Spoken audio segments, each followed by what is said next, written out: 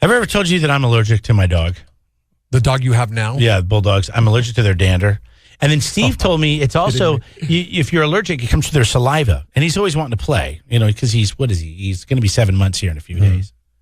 And so, I'm always throwing the ball. It's always coming out of his mouth. This is some disturbing news. A Wisconsin man contracted a blood infection after he was licked by his dog. You know what my son was doing? And now they need to amputate limbs. Oh gosh! They initially thought it was the flu. What kind of dog? Does it say? It doesn't say.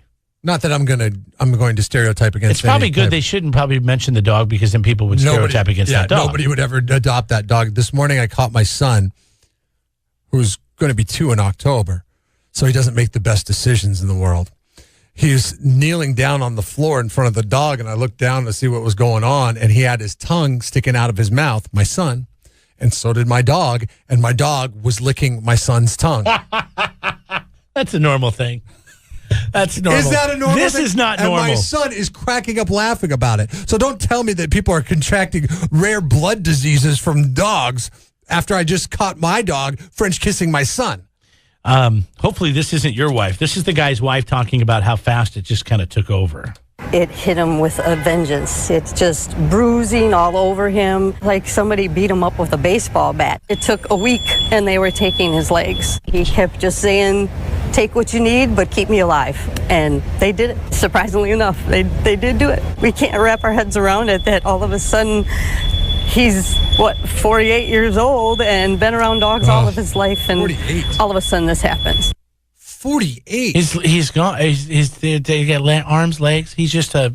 No, he's just a log. Cut off all his arms and legs. He's just a log now because of the dog. I mean, would you want to live? I don't know. No, I've gone through this time and time. I mean, people don't want to die. I get it, but it's like, oh my God, what kind of quality of life? How do you get around?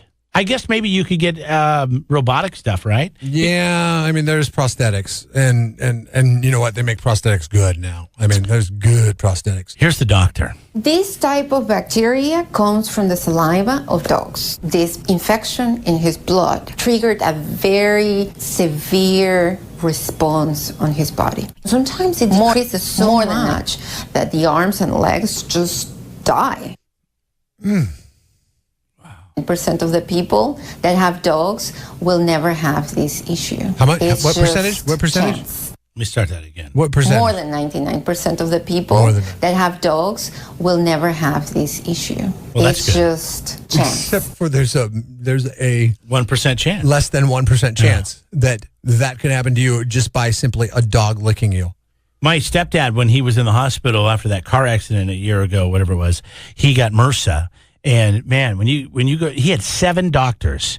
3 of them were infectious disease doctors. And the reason he had to stay in the hospital is because he had this in his blood and they had to keep treating it. And when you would go sit in the room with him, you had to gown up. You had to put gowns on, masks on, gloves on. And I'm starting to think did I literally get on an airplane, fly all the way up here just to get a disease and die? Yeah. Because this is crazy. I don't want to go in there. I'll just talk to him on the phone.